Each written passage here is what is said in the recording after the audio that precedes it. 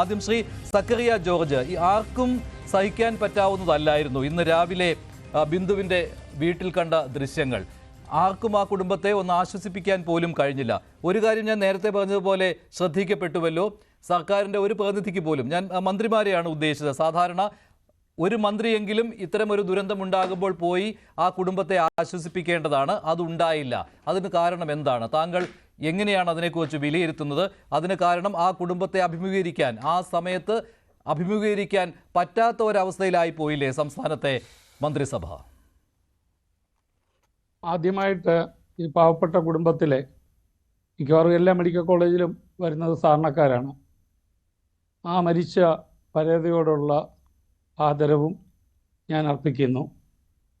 ഈ particular incident ഉണ്ടായത് നമുക്ക് വ്യക്തമായിട്ടറിയാം. ഇത് പുവർ ഗവേണൻസിൻ്റെ, മോശപ്പെട്ട ഒരു ഭരണകാര്യത്തിൻ്റെ ആകത്തുകയാണ് ഇങ്ങനൊരു ദുരന്തം. കാരണം ഈ പറയുന്ന സ്ഥലം അവിടെ ഉപയോഗിക്കാൻ പാടില്ലാത്തതാണെന്ന് 5 വർഷം മുമ്പ് റിപ്പോർട്ട് കൊടുത്തു എന്ന് പറയുന്നു. ഞാൻ സ്പെഷ്യൽ ബ്രാഞ്ച് CID-യിൽ വർക്ക് ചെയ്താണ്.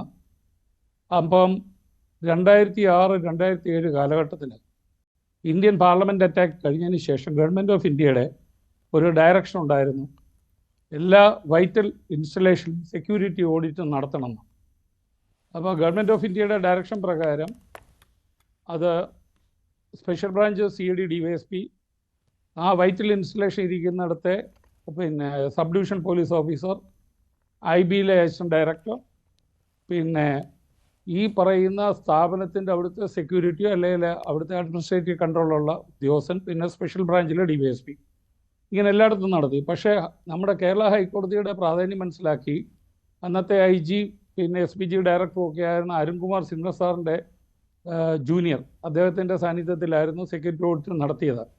അപ്പോൾ മനുഷ്യൻ ചെല്ലുന്നിടത്തെല്ലാം സെക്യൂരിറ്റി ഓഡിറ്റ് നടത്തണം. അത് ടെറർ അറ്റാക്ക് ആകാം, ഇതുപോലുള്ള സ്ട്രക്ചറൽ കൊളാപ്സ് ആകാം, മറ്റ് ഡിസാസ്റ്റർ പ്രശ്നങ്ങൾ കൊണ്ടായിരിക്കാം. ജനത്തിൻ്റെ ജീവനാണ് ഏറ്റവും വിലയേറിയത്. ഹ്യൂമൻ ലൈഫാണ് ഭൂമിയിലെ ഏറ്റവും പ്രഷ്യസ് സാധനം. നമുക്ക് അറിയാം, സ്വർണവും പണമൊന്നുമല്ല, മനുഷ്യജീവനാണ് നല്ല രാജ്യങ്ങളിലെല്ലാം ഏറ്റവും വിലയേറിയ കാര്യമായി ചിന്തിക്കുന്നത്. കാര്യം ഹ്യൂമൻ റിസോഴ്സസ് ആണ് ഏറ്റവും ആ രാജ്യത്തെ പുരോഗതിയിലേക്ക് കൊണ്ടുപോകുന്നത്. ഇപ്പോൾ നമുക്കിതൊക്കെ കാണുമ്പോൾ മനസ്സിലാകുന്നത് നമ്മുടെ ഭരണകൂടം സാധാരണക്കാരായ ജനങ്ങൾ ചെല്ലുന്ന സർക്കാർ ആശുപത്രിയിലേക്ക് എന്ത് വിലയാണ് നൽകുന്നതെന്ന് നമുക്ക് മനസ്സിലാക്കാം. ഈ സെക്യൂരിറ്റി ഓഡിറ്റ് ആനുവലായിട്ട് നടത്തണം.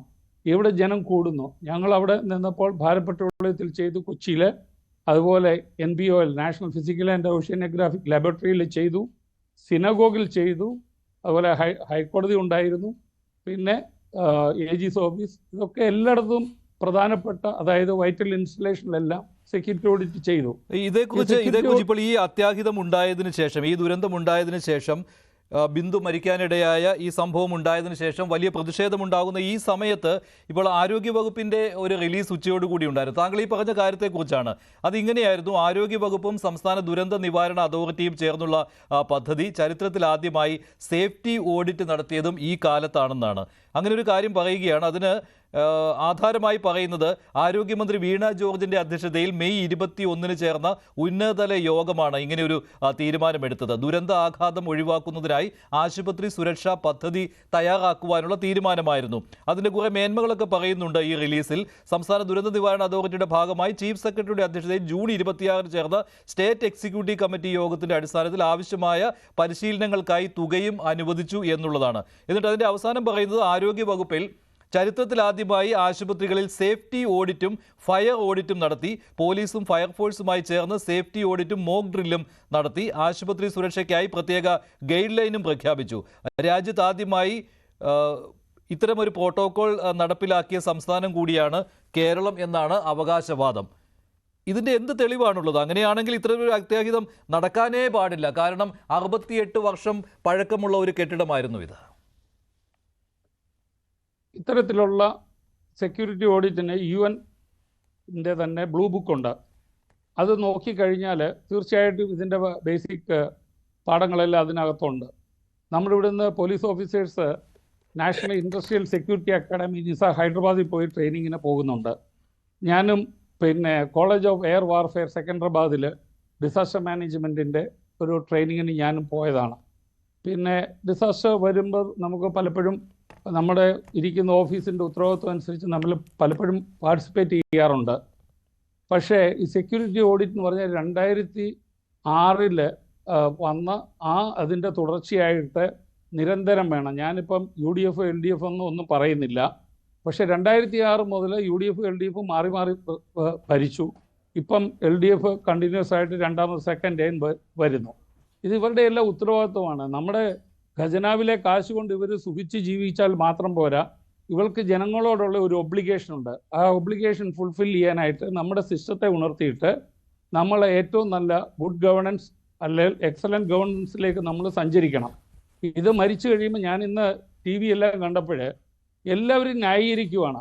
എല്ലാവരും മന്ത്രി, കോട്ടയത്തിൻ്റെ മന്ത്രി, സൂപ്രണ്ട്, ഇവരെല്ലാവരും പിന്നെ ന്യായീകരിക്കുവാണ്. അപ്പം ന്യായീകരിച്ച് കാണുമ്പോൾ നമുക്ക് അവസാനം സാധാരണക്കാരനൊരു മനുഷ്യന് തോന്നുന്നത് ഈ മരിച്ച ബിന്ദു മാത്രമാണ് ഇതിനകത്തെ കുറ്റക്കാരി. എന്തിനാണ് ന്യായീകരണ തൊഴിലാളികളുടെ സംഗമമാണ് ഇപ്പോൾ ഏറ്റവും അവസാനം മന്ത്രി